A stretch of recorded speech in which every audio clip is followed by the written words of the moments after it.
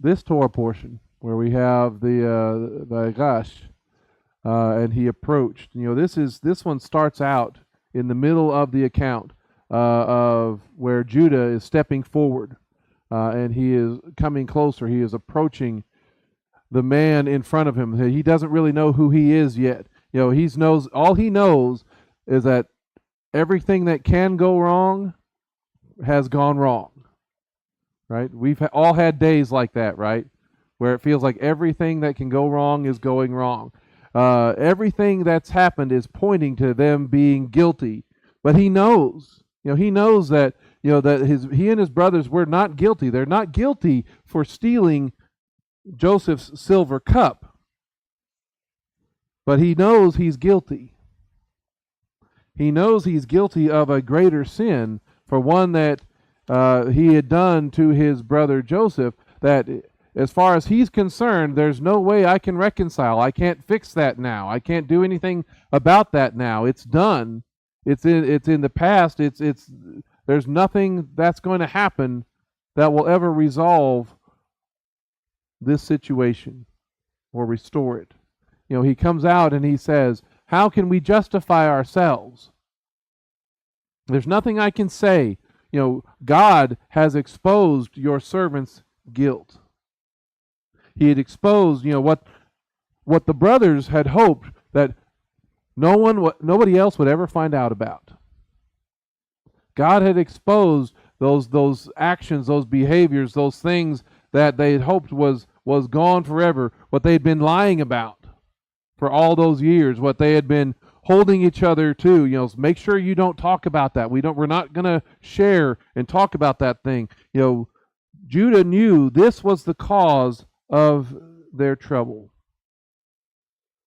And what we, so often, what we try to hide, what we try to conceal, is going to be revealed, right? Because nothing is really hidden from God, is it? Our sins are going to find us out. And so our sin, is that situation. That's what caused the very first concealment in the first place, the very first attempt to hide from God, all the way back in Genesis. When they had taken of the fruit and eaten of it, that they were told not to, then the eyes of both of them were opened, and they knew that they were naked, so they sewed fig leaves together and made for themselves these loin coverings, right? They were trying to cover, they were trying to hide, they were concealing what they had done. Then they heard the sound of Adonai Elohim going to and fro in the garden in the wind of the day. So the man and his wife hid themselves from the presence of Adonai Elohim in the midst of the tree of the garden. So they're hiding, they've gone to concealing, they've gone to hiding. Then Adonai Elohim called to the man, and he said to him, "Where are you?" And then he said, "Your sound, I heard it in the garden." And all of a sudden there was fear. Fear of exposure. Fear of that their hiding, their concealment is not going to work out. I was afraid because I am naked. I hid myself. So again, first they tried to cover and conceal, then they tried to hide, and then the Creator came and exposed. The one who loves them, they hid from him. But not only, it wasn't just Adam and Eve that had to start concealing themselves at that point. From that point on, it also required God concealing himself as well.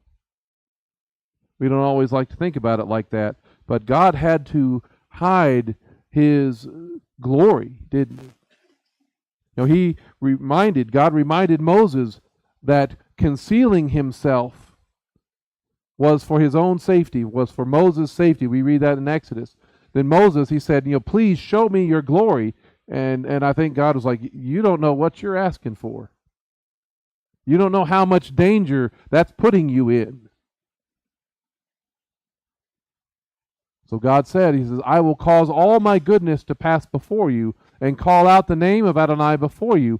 I will be gracious toward whom I will be gracious, and I will show mercy on whom I will be merciful." But he also said, "You cannot see my face, for no man can see me and live." If I don't conceal myself from you in some way, you will not make it. You will not survive. When we're looking at the Aramaic, the Targums and things, it says something interesting in this verse I wanted to show you as well.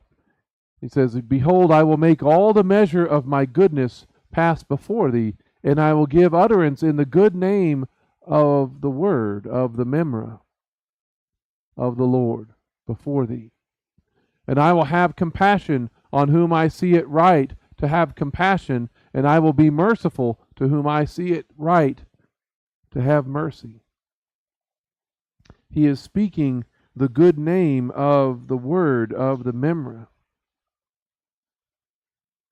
the name that is above all names, the name that is, at the name of Yeshua, every knee will bow, right? We talk about those kind of things. Thou canst not see the visage of my face, for no man can see me and abide alive. God has to conceal, Adonai has to conceal his glory, otherwise we don't survive. God conceals his glory throughout the text of in smoke and in cloud. He's on top of the mountains. And what does he say about, hey, can anybody just walk up the mountain anytime they feel like it? No. There's restrictions on approaching him. It's limited. He keeps his distance from them, and the people want to keep their distance from him. Otherwise, his holiness would destroy them. His holiness would destroy Moses and everybody else. He conceals his glory. He conceals his nature, his identity. And I guarantee you that grieves him, that he has to do that at all. That it's necessary to hide and conceal himself, that he has to maintain this kind of distance because of the sin that started all the way back there in the garden, because that sin requires a punishment. That sin requires a reckoning. His holiness, his justice requires that the wages of sin is death. And so he has to conceal his glory in order to come before anyone. And what's interesting, when Messiah was sent to this world, it also required a concealing. The word, the memra, had to become flesh, had to put on flesh to conceal that glory in order to be able to tabernacle among us, to dwell with us. Paul put it like this in Philippians.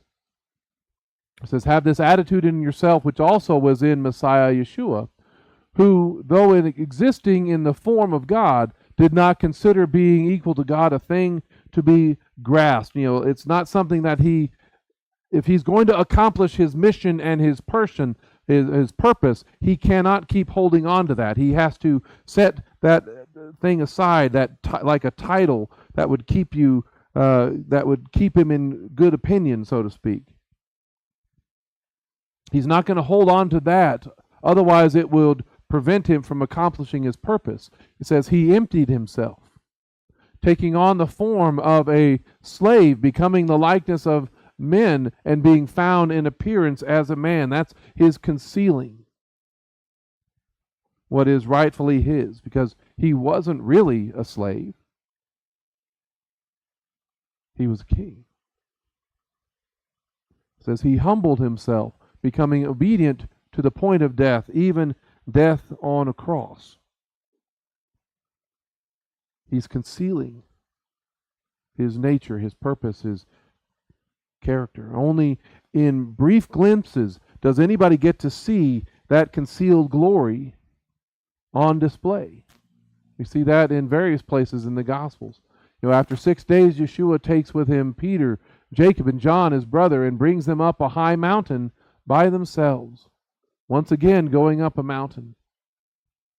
And he was transfigured before them. His face shone like the sun, and his clothes became as white as light. And behold, Moses and Elijah appeared to them, talking with Yeshua. There's just this glimpse of the glory that is really his. And it's a moment that is Peter, as he says, hey, it's good that we're here. Let's build a tabernacle. Let's build a shelter so we can stay. But Yeshua knows if I'm going to accomplish my mission, if I'm going to accomplish my purpose, we can't stay up here on this mountain, can we? We're going to have to go back down. And when I go back down, I'm going to have to conceal this again. He does not want there to be the barrier between himself and his children. He does not want to conceal his glory. He doesn't want to have to hide himself. He doesn't want to have to hide Moses in the cleft of the rock so they won't die. Yeshua himself promised that one day, the Son of Man would be seen, would be revealed, sitting at the right hand of power and coming on the clouds of heaven. That's the goal. But sin is in the way. And as we're reading in this portion in chapter 45 in Genesis, this whole encounter between Joseph and his brothers exemplifies God wanting to, desiring to remove everything that stands in the way of the people drawing near, removing what requires this concealment in the first place. Where Peter says in 2 Peter chapter 3, he says, God does not want anyone to perish, but all to come to repentance. That's a statement saying, I want to get this stuff out of the way so you can draw near to me. And Joseph is revealing the heart of God in how he responds when his brothers show up, when the ones that hurt him, injured him, come before him. He's revealing the heart of God because Joseph doesn't want to hide who he is anymore either. In verse 1, it says, Joseph could no longer restrain himself in front of all those who were standing by him. So he cried out, get everyone away from me. So no one stood with him when Joseph made himself known to his brothers. Again, the Targums talk about it, he could not endure not to be able to weep. He couldn't stop himself from just breaking down in tears on account of all who stood before him, his brothers. He was weeping because he wanted that relationship with them restored. He wanted to reveal himself to his brothers, and he longed to gather them to himself, to take them under his wings, under his authority, under his protection, if only they were truly willing. Yeshua said the same thing when he was weeping over Jerusalem. See, Joseph's heart is a glimpse of the heart of God, as he cannot wait for the day of the Lord, that last day when he can fully reveal himself to his people, because sin has been dealt with. When sin has been dealt with, when the salvation or redemption is fully realized in the kingdom of Messiah. When those who have put their faith, their trust in him, in his promise, are there with him. Joseph wanted them to draw near to him and focus on that restoration more than the wrong things that they had done to him. Right? He says, Joseph said to his brothers, please come near me. And so they came near. He says, I am Joseph, your brother, the one you sold to Egypt. Yeah, I'm not faking it. I know all about what happened before. I'm not denying that reality. Again, this reflects the heart of God, who invites his people to approach. Approach at the tabernacle. He invites them to approach at the temple. And he provides a way. He makes a way for them to be able to do that. He frequently is calling. He's constantly calling his people to come to him, to return to him. Even when he's the one who has sent them off into exile, into the nations, just like Joseph had been sent off into Egypt, he is always wanting to make a way for them to come back. Jeremiah 29. So, for thus says Adonai, it says, after 70 years for Babylon are complete, I will visit you and fulfill my good word toward you to bring you back to this place. Now, did God have reason to send them off into exile? Yeah, if you endured all of last year and going through Isaiah, you know he had plenty of good reason. But that was not the focus of it. The focus of it was, I am also going to make a way for you to come back. And it's this passage that we know so well. For I know the plans that I have in mind for you, declares Adonai, plans for shalom and not calamity, to give you a future and a hope. Right? Don't ever forget that. Even if things are not going well. He says, then you will call on me and come and pray to me, and I will listen to you. He says, you will seek me and find me when you search for me with all your heart. Then I will be found by you. This is revealing his heart, what he wants to happen. He wants to be found. He wants to be near. He says, I will return you from exile and gather you from all the nations and from all the places where I have driven you, says Adonai, and I will bring you back to the place from which I removed you as captives into exile. That has always been his heart, and that's where everything is moving towards. While Adonai, where he has a special calling for his people Israel, he is hoping that all of humanity are going to follow this same pattern. That everyone will find him and draw near. That's really essentially what Paul tells all of these Gentile philosophers in the city of Athens in Acts chapter 17. The God who made the world and all things in it, since he is Lord of heaven and earth, he doesn't live in temples made by hands, nor is he served by human hands as if he needs anything, since he himself gives to everyone life and breath and all things. You're not giving him anything that's not already his and that he can't provide for himself. From one man, one blood, he made every nation of men to live on the face of the earth, having set appointed times and the boundaries of their territory. So he knows where everybody is, where everybody's from. He says they were to search for him and perhaps grope around for him. But what's the goal? That they are never able to connect with him at all. Right? No. They were to search for him, perhaps grope around for him. Sometimes it seems like you're groping and you're just walking around in the dark. But the goal is that you're going to find him. Yet he is not far from each one of us. For in him we live and move and have our being. As some of your own poets have said, we also are his offspring. Or as James put it in chapter 4, Jacob really, he says, draw near to God, and he will draw near to you. Again, that's the goal. That's his heart. Cleanse your hands, you sinners. Purify your hearts, you double-minded. Don't let those things get in the way. Approach him. Draw near to him. He desires to be close to you, so he can hold you close, that you will come under his protection. And so Joseph is reflecting the heart of God in wanting to make a way for them to live and draw near.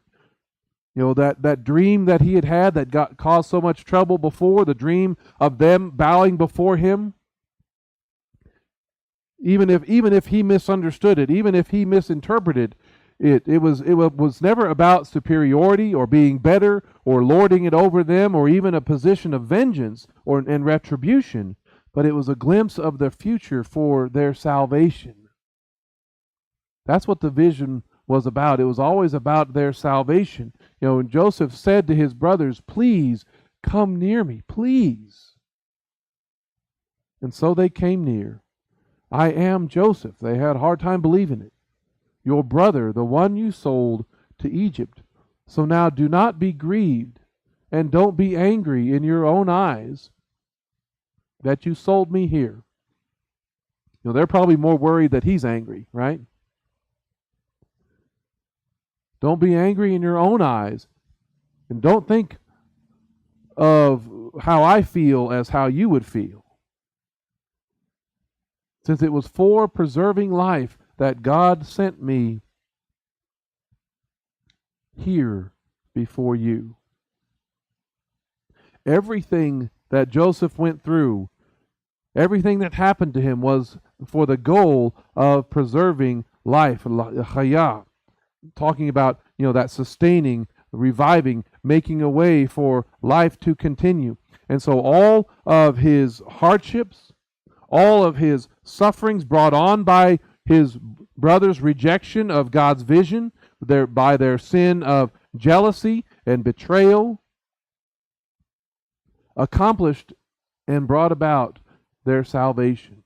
The punishment that brought his brothers peace was laid on Joseph. Remember, the Jewish understanding of what happens to the patriarchs shows up or will be reflected in the lives of their descendants, particularly will be reflected in some way in the descendant, the seed, the Messiah.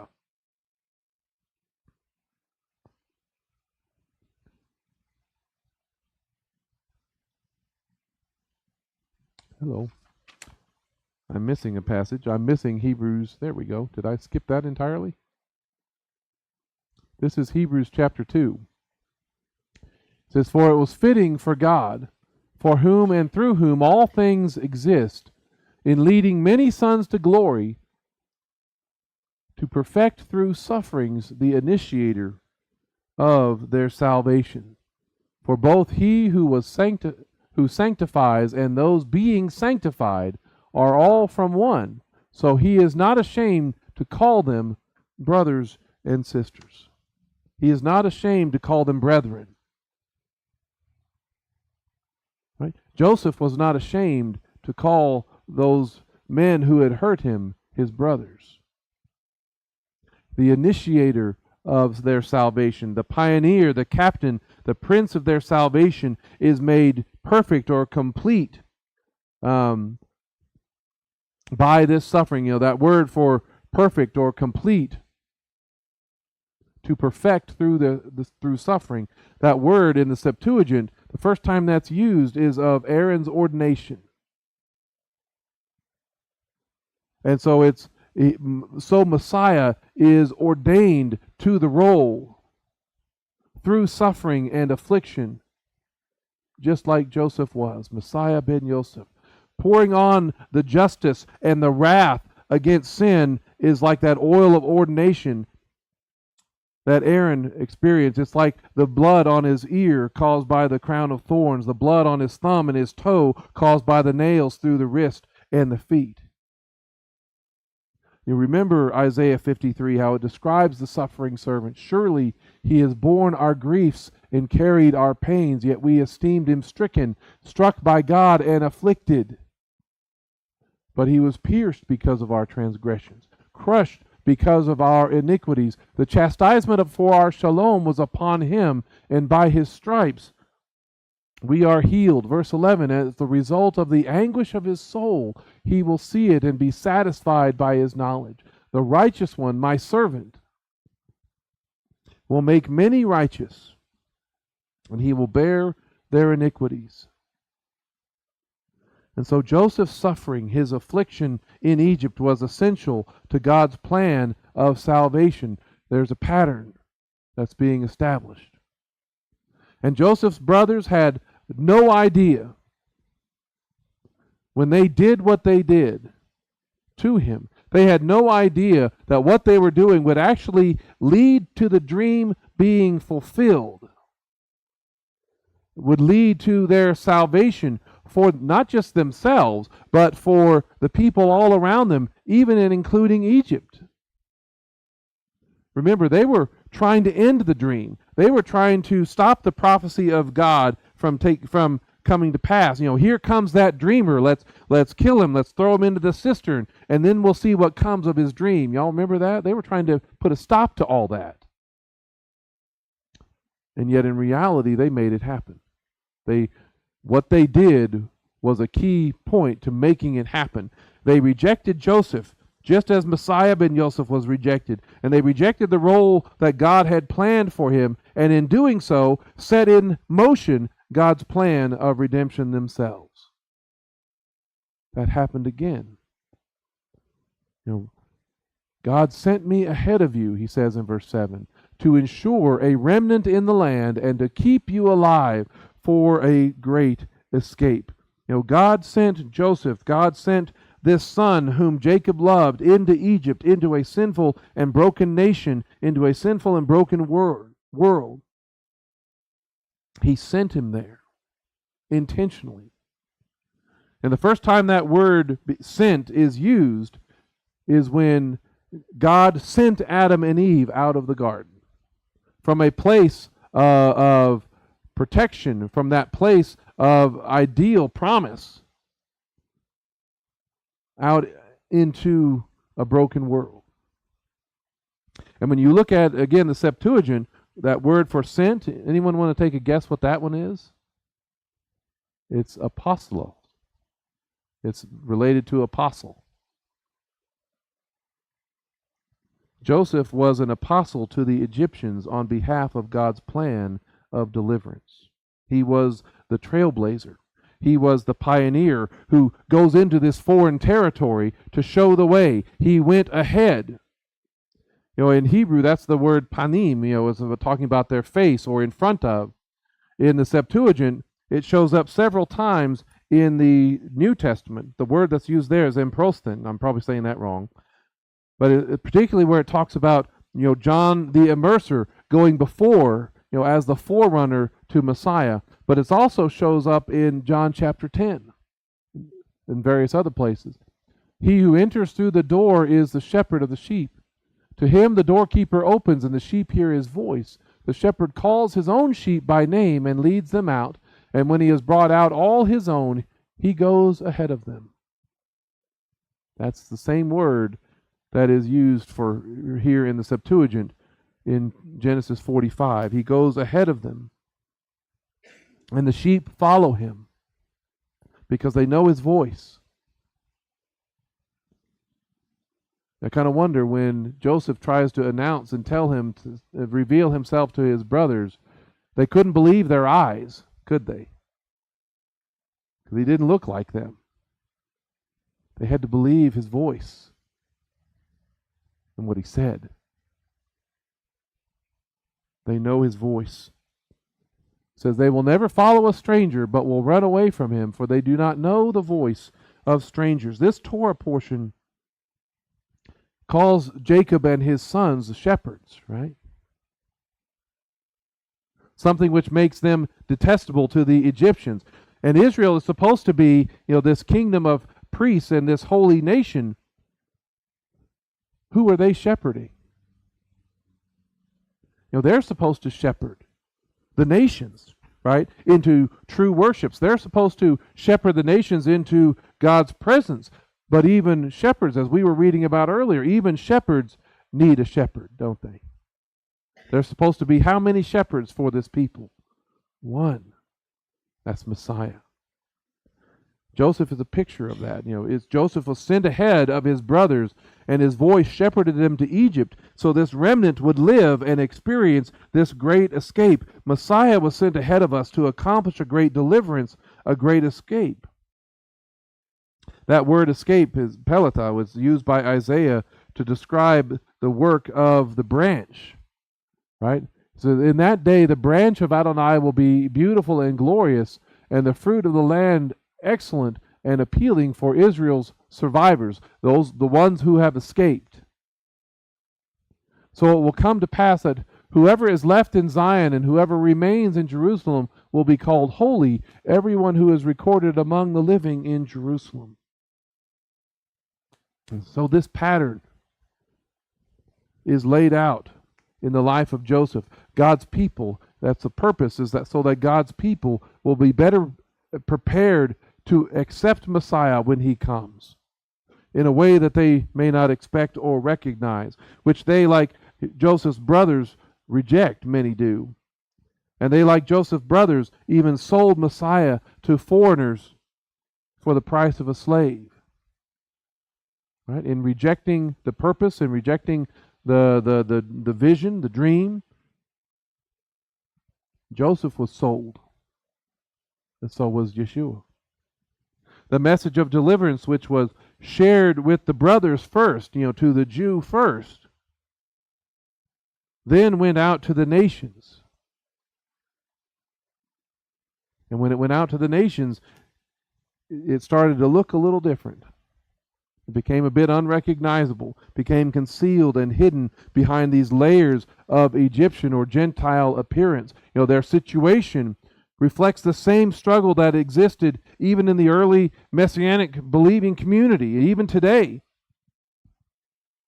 Because, we've already looked at this, said a couple of times in this portion, that Egyptians didn't really like people like the Hebrews all that much, right? They were detestable, they were loathsome, they were an abomination because they were shepherds who took care of the animals.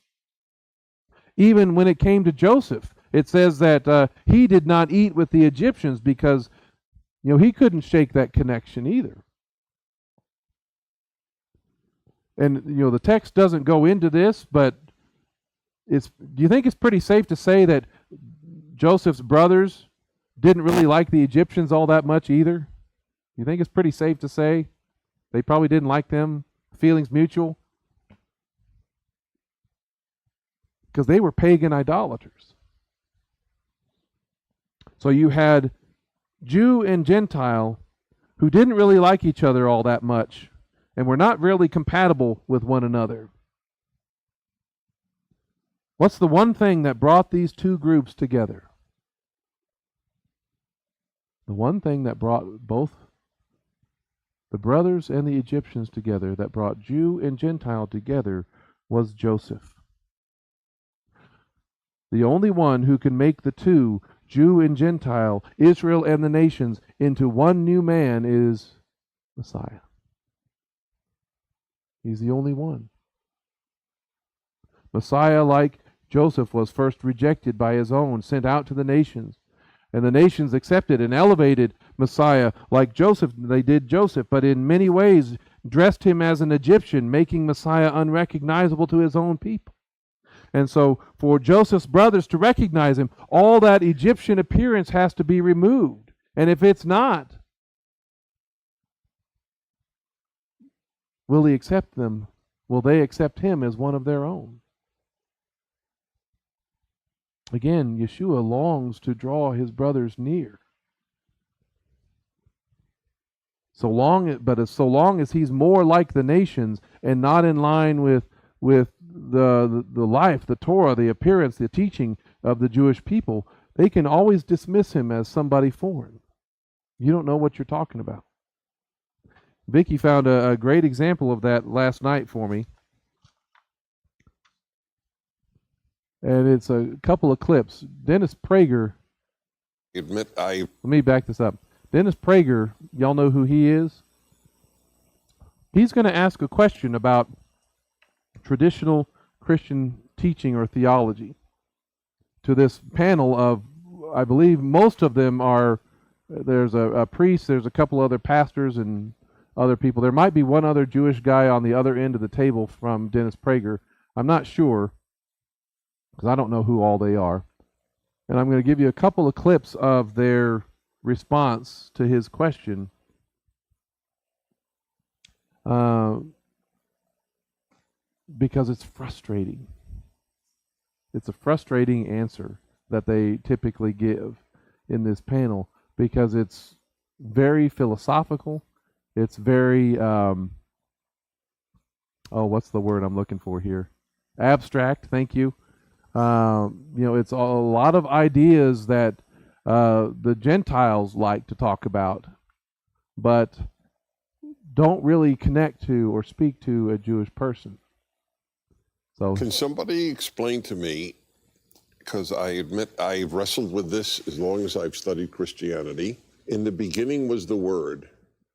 I've never fully understood that, especially if it harkens back to Genesis. I don't have an issue with it. Please understand, this is truly a question from ignorance. Is the word, when God said, let there be light, is that the word that's being referred to? To some extent. So, anybody else ever have that struggle of trying to come to terms with all that, what all that means, the implications of it? Even going to seminary, it never was very easy to understand everything about that. You know what has made a lot more sense? Coming in this direction and looking at what the Jewish people had been saying already about the word, about the Devarim and those different types of things, and about the Memra that we read. I've forced y'all to go along with me on that journey into the Targums and such. That stuff makes, in the beginning was the word, make a whole lot more sense. But these guys don't answer that at all. I'm skipping to a couple of them because they're a little more helpful. But this is one thing I would say in response to your question is the Logos being talked about here is the interior word of the Father. So the word of creation is more of a word that goes out.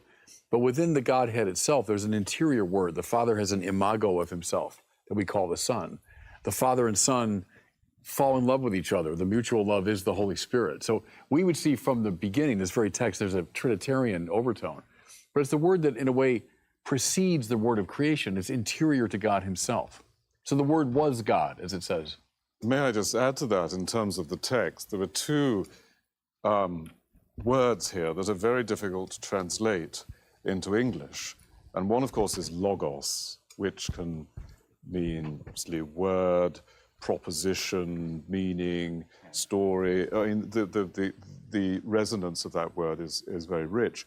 But also the word that's translated as beginning, the arche, because in the Greek philosophical tradition, that word is used for God. So, and there are reasons why this should be the case, but the arche is a term which has a very powerful theological meaning within the Greek philosophical tradition. It's the first principle. It's the source of all reality. So one way of looking at this is to say, well, in the source, there was the word. To say the Trinitarian reading, although that sounds like an absurd Christian interjection of a much later period, you could see that as making perfect sense with just these. One more. It seems to me that what John is establishing extending a radically non-materialist axiom. He's trying to identify what the core phenomenon of being is. And it's in this story, it's not material. It's being itself. It's very fundamentally associated, I think, with what modern people would call consciousness, which is a complete opaque mystery in and of itself, right? John is attempting to characterize the spirit of being itself. And he's making a claim. The claim is it's embodied in Christ. It's the same as the divine principle that generated order at the beginning of time. It's apprehensible, it's foundational, and it's also the fullest expression. This isn't directly in this text, but it emerges. It's the fullest expression of the tradition that's made manifest in the Old Testament. That emerges out of our primordial stories and announces itself as the principle of being itself. And it seems to me irrefutable that the principle of sacrifice is the basis of sophisticated psychological integrity and community. I just can't see how that cannot be true. And that's being pointed to here as well. Sacrificial love, it's something like that. Cleared up? Everybody got it fully explained now?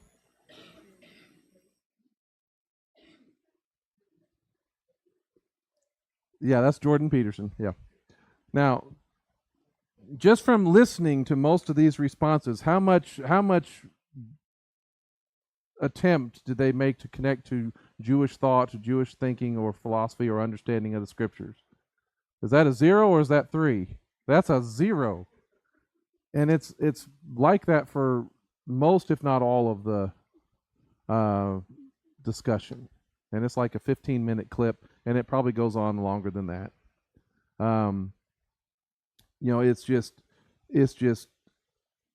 it's Greek philosophy, some metaphysics, some psychology, all of these types of things.